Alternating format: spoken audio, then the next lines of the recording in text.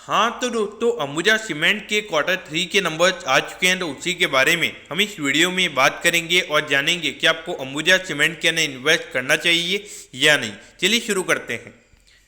तो देखिए दोस्तों, Ambuja cement calendar year follow करता है, तो इसके लिए उसके क्वार्टर 3 के नंबर्स है, और बाकी कंपनीज अगर आप देखोगे फाइनेंशियल ईयर फॉलो करते हैं तो उनका हम क्वार्टर 2 वहाँ पे लिखते हैं। तो अगर हम यहाँ पे रेवेन्यू के नंबर की अगर हम बात करेंगे, ये रेवेन्यू का नंबर है, तो ये नंबर पिछले क्वार्टर के कंपैरिजन में 11% से गिरा है, और ये नंबर आया है 7,143 करोड़ पे।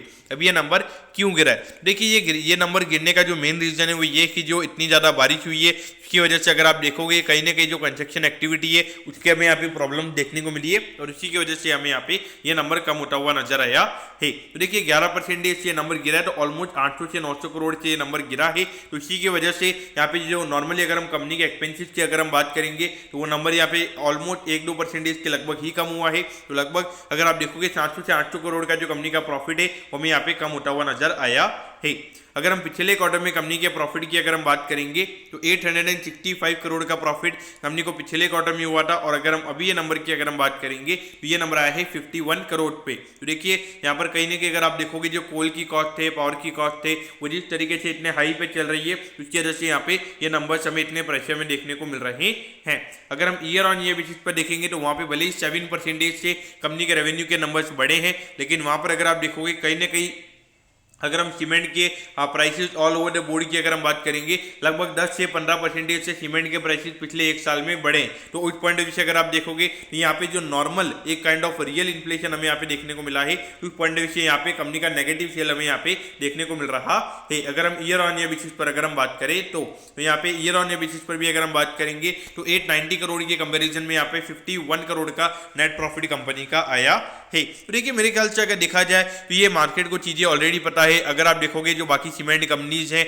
आज दिग्विजय सीमेंट के नंबर्स आए थे तो मार्केट को पता है कि नंबर्स अच्छे नहीं आएंगे। पहले एसीसी का आया था, फिर उसके अलावा अगर आप देखोगे अल्ट्राटेक के जो नंबर्स थे वो भी इतने अच्छे नहीं थे। तो ये मार्केट को मेरे ख्याल से चीजें पता है, और ये यहाँ पे इनकी जो इन्वेंटरी होती है वो पिछले जो हाई कॉस्ट वाली इन्वेंटरी होती है, तो उसके पॉइंट ऑफ व्यू से यहाँ पे अकाउंटिंग मेथड में ये काफी कम यहाँ पे नंबर हमें नजर आ रहे हैं। लेकिन धीरे धीरे अगर आप देखोगे रिकवरी आ रही है, और ये खास करके ये जो लास्ट के 2 क्वार्टर्स होते हैं जहाँ पे विंटर रहता है तो वहाँ पे काफी अच्छा कंस्ट्रक्शन एक्टिविटी हमें देखने को मिलता है, और अभी पावर कॉस्ट भी एक तरीके से नॉर्मल होती हुई हमें नजर आ रही है, और इन्होंने प्राइसेस भी बढ़ाई है। तो उस पॉइंट ऑफ व्यू से अगर देखा जाए तो यहाँ पे आने वाले 1-2 क्वार्टर्स कंपनी के लिए यहाँ पे काफी अच्छे रह सकते हैं। ये क्वार्टर मोस्टली अगर आप देखोगे हर सीमेंट कंपनी के लिए यहाँ पे प्रॉब्लम्स यहाँ पे रही है।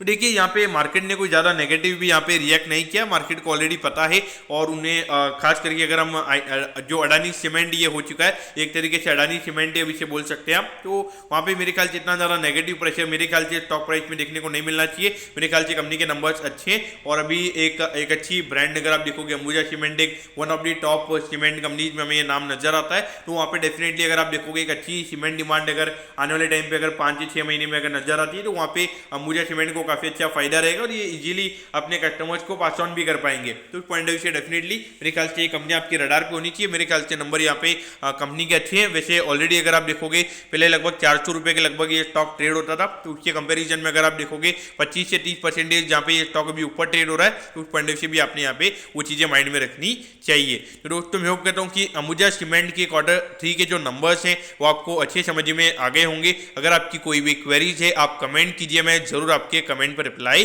करूंगा। ओके दोस्तों, thank you, have a nice day.